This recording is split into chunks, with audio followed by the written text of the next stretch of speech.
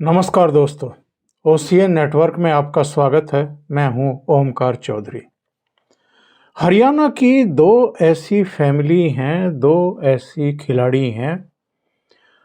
जब जब आप देखेंगे कि कोई महत्वपूर्ण अवसर आने वाला है, तब उनके नाम से या उनके द्वारा या उनके परिवार के द्वारा कोई विवाद खड़ा ना किया जाए, ये हो ही नहीं सकता है। एक तो आप जानते ही हैं, विनेश फोगाट, जो अब स्पोर्ट्स से किनारा करके राजनीति में ही पहुंच गई हैं और वही शायद उनको सूट भी करता है, वही फील्ड उनको सूट करता है, क्योंकि स्पोर्ट्स में रह कर के भी वो एक तरीके की राजनीति ही कर रही थी या राजनीतिक दलों के नेताओं के हाथों की कठपुतली ही बनी हुई थी।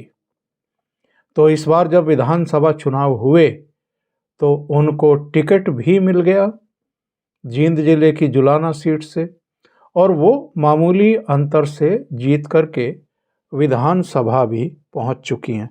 वैसे विवादों ने और गलत चर्चाओं को लेकर के जो विवाद हैं, उन्होंने वहाँ भी उनका पीछा छोड़ा नहीं है, क्योंकि उन पर ये आरोप लगे हैं कि वो जब विधानसभा का सत्र चल रहा था तो गायब थी, लापता थी, वो सदन की कार्रवाई में नहीं गई। एक दूसरा परिवार है और एक दूसरी खिलाड़ी भी अब उसी दिशा में बढ़ती हुई दिखाई दे रही हैं।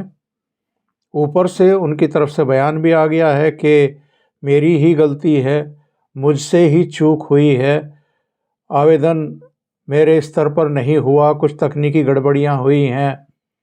लेकिन विवाद तो जो होना था वो शुरू हो चुका है, और ये विवाद मनु भाकर को लेकर के है। आप जानते हैं कि पेरिस ओलंपिक में एक ही ओलंपिक में 2 मेडल जीत करके मनु भाकर ने तिरंगे का और भारत का नाम ऊंचा किया था, और सभी ने उनके प्रदर्शन की, उनके हुनर की, उनकी एबिलिटी की और अब तक की जो उनकी उपलब्धियां हैं, उन सब की मुक्त कंठ से सराहना की थी।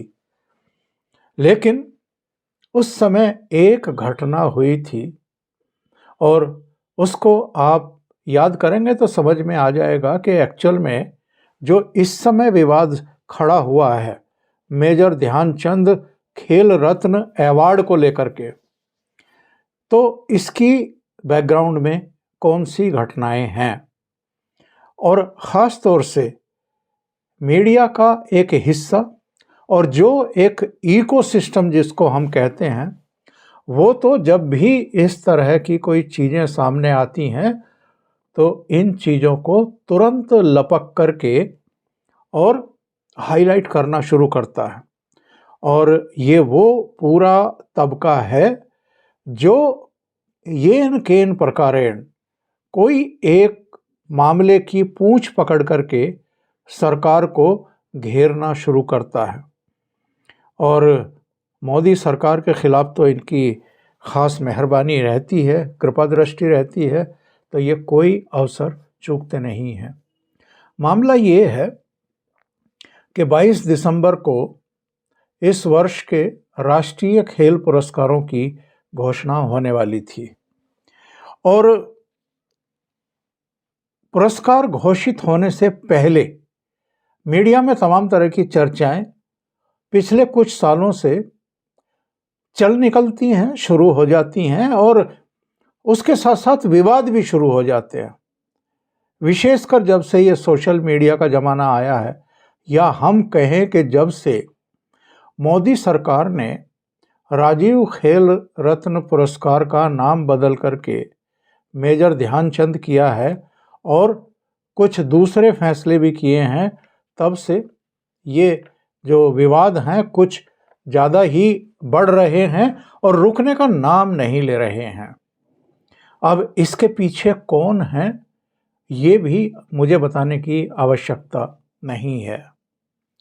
चर्चाएं ये चल रही थी कि इन ओलंपिक्स में जो हॉकी के कप्तान हरमनप्रीत सिंह और जो पैरा हाई जंपर आपके प्रवीण कुमार, उनको खेल रत्न पुरस्कार दिया जा सकता है।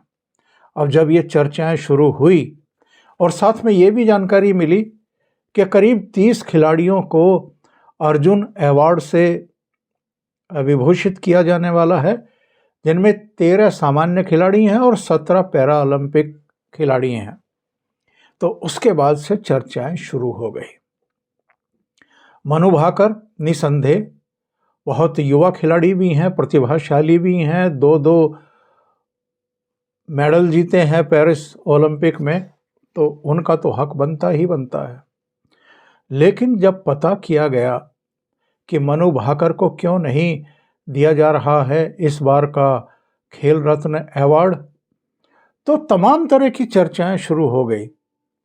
कहा गया कि साहब इसलिए नहीं दिया जा रहा है क्योंकि पेरिस से भारत लौटने के बाद मनु भाकर ने सोनिया गांधी से जाकर के मुलाकात की थी और सोनिया गांधी के साथ साथ वो राहुल गांधी से भी मिली थी। भूपेंद्र हुड्डा, उनके बेटे दीपेंद्र हुड्डा, भूपेंद्र हुड्डा के परिवार से भी मिली थी।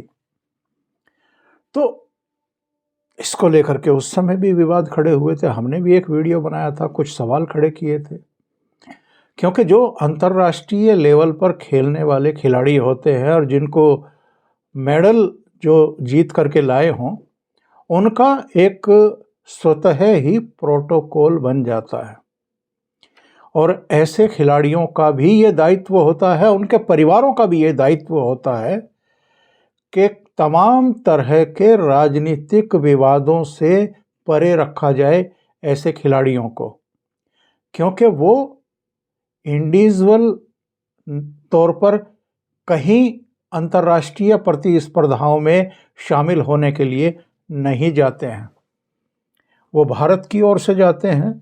जो फेडरेशन होती हैं अलग अलग, वो भारत सरकार के खेल मंत्रालय के अधीन ही काम करती हैं, तैयारियां कराती हैं, खिलाड़ियों पर पैसा खर्च कराती हैं, अपने खर्चे पर उनको उन देशों में भेजती हैं जहां प्रतियोगिताएं हो रही होती हैं।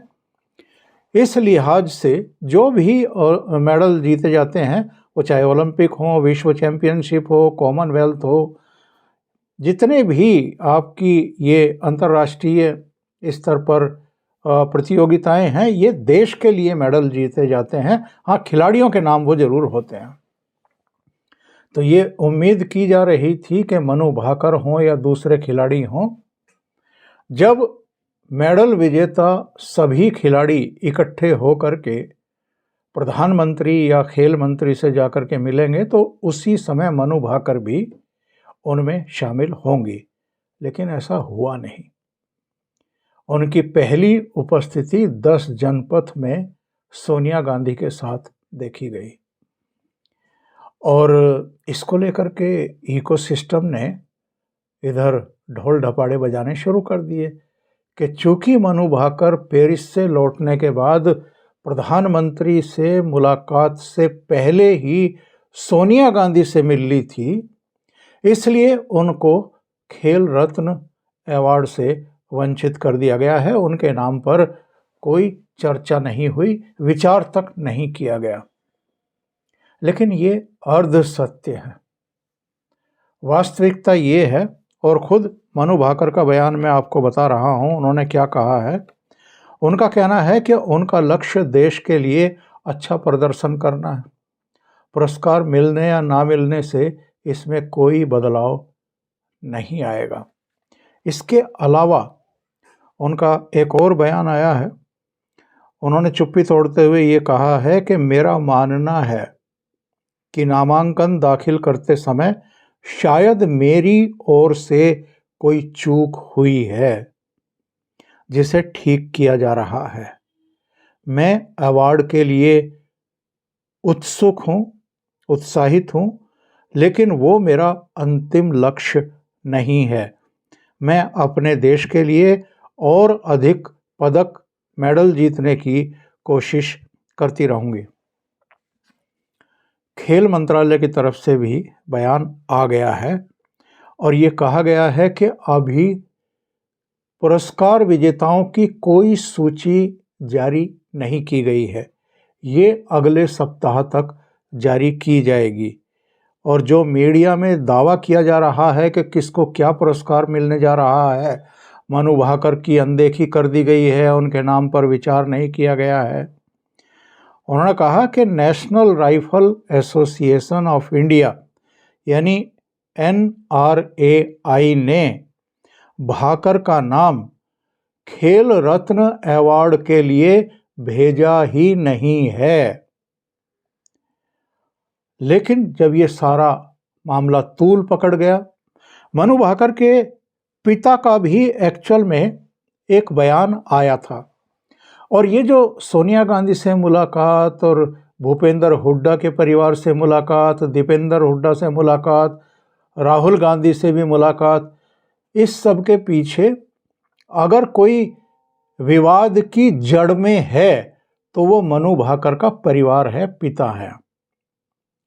वो मूलतः कांग्रेसी माइंडसेट के हैं और वो जो प्रोटोकॉल होता है इस तरह की अंतर्राष्ट्रीय प्रतिस्पर्धाओं के बाद, मेडल जीतने के बाद, और खिलाड़ियों को भी जिस तरह के एहतियात बरतने चाहिए, उन सबको धता बताते हुए ये माना जा रहा है कि वही मनु भाकर को सोनिया गांधी से मिलवाने के लिए ले गए थे।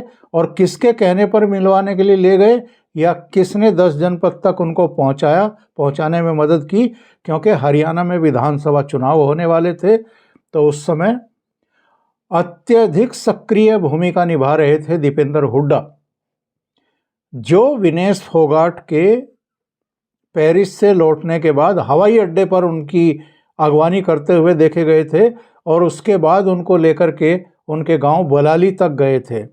जगह जगह उनके प्रदर्शन और तमाम ये करवाना, मीडिया से उनकी बातचीत करवाना, बैकग्राउंड में खुद दिखाई देना, ये सब जानबूझ करके किया गया था। और चूंकि बजरंग और विनेश फोगाट दोनों प्रधानमंत्री नरेंद्र मोदी को और भारतीय जनता पार्टी की सरकार को निशाने पर ले रहे थे, तो ये भूपेंद्र हुड्डा परिवार को भी और कांग्रेस को भी सूट कर रहा था।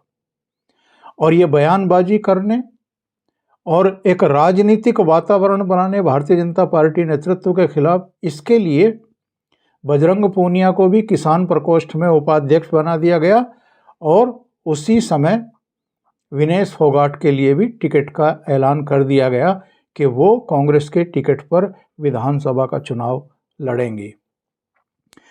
मनु भाकर के पिता ने क्या कहा था? इन्होंने कहा था कि साहब, देश के लिए खेलने और पदक जीतने का क्या फायदा जब सम्मान के लिए हाथ फैलाना पड़े। वो पिछले 2-3 साल से लगातार सारे पुरस्कारों के लिए आवेदन कर रही है और मैं इसका गवाह हूँ। इसमें खेल रत्न, पद्मश्री, पद्म भूषण शामिल है।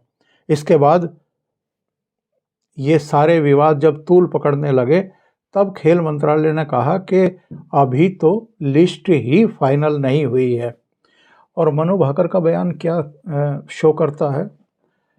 एक्चुअल में जो जानकारी मिल रही है वो ये है कि मनु भाकर ने खेल रत्न अवार्ड के लिए आवेदन ही नहीं किया और इसी वजह से ये परिस्थितियां पैदा हुई और इस पूरे इकोसिस्टम को खेल रत्न पुरस्कार के लिए विवाद खड़े करने का और इन पुरस्कारों को लेकर के एक क्योस की स्थिति पैदा करने और फिर से एक माहौल बनाने का मौका मिल गया कि जैसे सरकार ही नहीं चाहती है कि मनु भाकर को ध्यानचंद खेल रत्न अवार्ड मिले, जो खेलों में सर्वोच्च पुरस्कार है।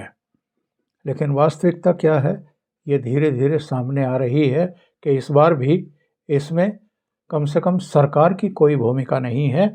या तो खिलाड़ी के स्तर पर गड़बड़ी है या उनकी जो फेडरेशन है शूटिंग राइफल एसोसिएशन, उसके स्तर पर नेग्लिजेंसी हुई है, जिसकी वजह से ये परिस्थितियाँ पैदा हो रही हैं।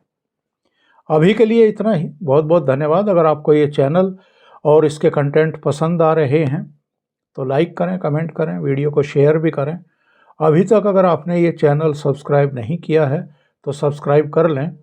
साथ में लगे बेल आइकॉन को दबाना ना भूलें, ताकि आगे आने वाले वीडियो और उनके नोटिफिकेशन आप तक पहुंचते रहें। बहुत बहुत धन्यवाद। नमस्कार।